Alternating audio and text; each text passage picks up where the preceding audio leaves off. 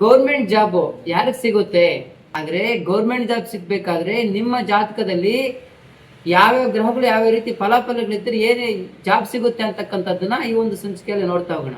ಸ್ಪರ್ಧಾತ್ಮಕ ಯುಗ ಇದು. ಈ ಒಂದು ಯುಗದಲ್ಲಿ ಗೌರ್ಮೆಂಟ್ ಜಾಬ್ ಸಿಗ್ತಕ್ಕಂಥ ತುಂಬಾ ಕಷ್ಟ. ಆದ್ರೆ ನಿಮ್ಮ ಜಾತಕದಲ್ಲಿ ಬಲವಾಗಿದ್ದಾಗ ನಿಮ್ಗೆ ಈಸಿ ಆಗುತ್ತೆ.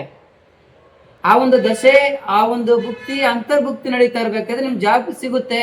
ನೋಡಿ, ಒಬ್ರಿಗೇನೆ 5-6 ಗೌರ್ಮೆಂಟ್ ಜಾಬ್ ಸಿಕ್ಕಿರೋದು ನೀವು ನೋಡಿರ್ತೀರ. ಅಂದ್ರೆ ಅವ್ರಿಗೆ ಆ ರೀತಿ ಜ್ಞಾನ ಇರುತ್ತೆ. ಆ ಜ್ಞಾನ ಕೊಡ್ತಕ್ಕಂಥವ್ರು ಯಾರು? ಗ್ರಹಗಳು. ಗೌರ್ಮೆಂಟ್ ಉಕ್ತಿನ ಋಣ ಇದೆಯಲ್ಲ ನೋಡೋ, ಫಸ್ಟ್ ನೋಡ್ಕೊಳ್ಳೋ ಅನ್ನೋರು. ಒಂದು ಪ್ರಭಾವ ವ್ಯಕ್ತಿ ಆಗ್ಬೇಕಾದ್ರೆ ಆ ಗ್ರಹಗಳ, ಸೂರ್ಯ ಗ್ರಹದ ಪ್ರಭಾವ ಹೆಂಗಿರ್ಬೇಕು? ಸಮಾಜದಲ್ಲಿ ಕೀರ್ತಿ, ಯಶಸ್ಸು, ಸನ್ಮಾರ್ಗಗಳು ಬೇಕಂದ್ರೆ, ಒಂದು ಜಾಬ್ ಅಲ್ಲಿ ಗೌರ್ಮೆಂಟ್ ಜಾಬ್ ಬೇಕಾದ್ರೆ ಸೂರ್ಯನ ಪಾತ್ರ ಅತ್ಯಗತ್ಯ. ಈ ಸ್ಪರ್ಧಾತ್ಮಕ ಯುಗದಲ್ಲಿ ಕಾಂಪಿಟೇಟಿವ್ ಎಕ್ಸಾಮ್ ಇಂದ ಸ್ಪರ್ಧೆಯಲ್ಲಿ ಜಯಿಸ್ತಾನ, ಅದಕ್ಕೆ 6ನೇ ಮನೆ ನೋಡ್ಬೇಕು. 6ನೇ ಮನೆ ಸ್ಟ್ರಾಂಗ್ ಆಗಿದ್ದು ಬಲವಾಗಿದ್ದಾಗ ಎಕ್ಸಾಮ್ ಪಾಸ್ ಆಗ್ತಾನೆ. 3 ಲಕ್ಷ ಜನ ಅಲ್ಲ, 10 ಲಕ್ಷ ಜನ ಆಗಿದ್ರು ಕೂಡ ಈತನಿಗೆ ಬಲ ಇರುತ್ತೆ.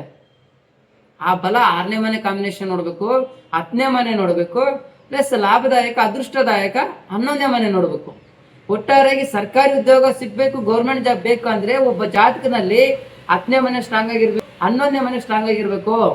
ಈ 3 ಸ್ಥಿತಿಗಳು ಕರೆಕ್ಟ್ ಆಗಿ ಇತ್ತು ಅಂತಂದ್ರೆ, ನಿಮ್ಮ ಜಾತಕದಲ್ಲಿ ಬಲವಾಗಿತ್ತು ಅಂತಂದ್ರೆ, ಆ ಗ್ರಹಗಳು ಫಲದಿಂದ ನಿಮ್ಗೆ ಜಾಬ್ ಸಿಗೋದ್ರಲ್ಲಿ ಯಾವುದೇ ಸಂಶಯವಿಲ್ಲ.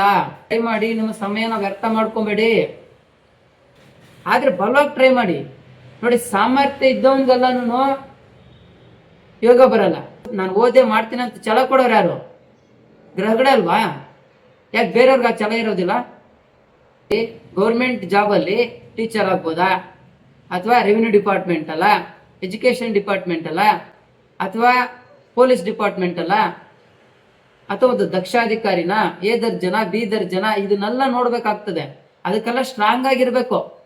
ನಮ್ಮ ವಿಡಿಯೋನ ಪೂರ್ತಿಯಾಗಿ ನೋಡಿ, ಯಾವ ಲಗ್ನ ಜಾತಕದವರಿಗೆ ಯಾವ ಕಾಂಬಿನೇಷನ್ ಇದ್ರೆ ಜಾಬ್ ಸಿಗುತ್ತೆ ಅಂತ ಚಾಟ್ ಮುಖಾಂತರ ಉದಾಹರಣೆ ಕೊಟ್ಕೊಂಡು ತಿಳಿಸ್ತಾ ಹೋಗ್ತೀನಿ. ಧನುಸ್ಸು ಲಗ್ನ ಜಾತಕದವರಿಗೆ ಗೌರ್ಮೆಂಟ್ ಜಾಬ್, ಸರ್ಕಾರಿ ಉದ್ಯೋಗ ನಿಮ್ಗೆ ದೊರಕಬೇಕಾದ್ರೆ ನಿಮ್ಮ ಜಾತಕದಲ್ಲಿ ಜನ್ಮ ಕುಂಡಲಿಯಲ್ಲಿ ಈ ಕಾಂಬಿನೇಷನ್ ಇದ್ದಿದೆ ಆದ್ರೆ ನಿಮ್ಗೆ ಜಾಬ್ ಸಿಗುತ್ತೆ. ನೋಡಿ, ಧನುಸ್ಸು ಲಗ್ನದ ಅಧಿಪತಿ ಗುರು ಚಂದ್ರ ಜೊತೆ ಉಚ್ಚನಾಗಿದ್ದಾನೆ. ವೃಷಭ ರಾಶಿಯಲ್ಲಿ ಚಂದ್ರ ಉಚ್ಚನಾಗಿದ್ದು, ಲಗ್ನಾಧಿಪತಿ ಗುರು 6ನೇ ಮನೆಯಲ್ಲಿ ಉಚ್ಚನಾಗಿರೋದ್ರಿಂದ ಇಲ್ಲಿ ಗಜಕೇಸರಿ ಯೋಗ ಉಂಟಾಯಿತು. 1 6ನೇ ಮನೆ.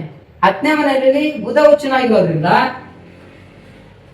ಸೂರ್ಯ ಬುಧಾಧಿಪತಿ ಯೋಗದಿಂದ ಇಲ್ಲಿ 10ನೇ ಮನೆಯಲ್ಲಿ ಗೌರ್ಮೆಂಟ್ ಜಾಬ್ ಸಿಗುವಂತ ಯೋಗ ಸ್ಟ್ರಾಂಗ್ ಆಗಿದೆ. ಇಲ್ಲಿ ಶನಿ ಉಚ್ಚನಾಗಿದ್ದಾನೆ 11ನೇ ಮನೆಯಲ್ಲಿ. ಶುಕ್ರ ಸ್ವಂತ ಸ್ಥಾನದಲ್ಲಿ ಇದ್ದಾನೆ ತುಲಾ ರಾಶಿಯಲ್ಲಿ.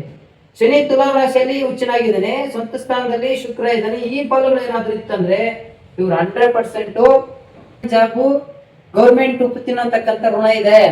ಗೌರ್ಮೆಂಟ್ ಜಾಬ್ ಸಿಗಂತ ಯೋಗ ತುಂಬಾ ಅದ್ಭುತ ಆಗಿದೆ.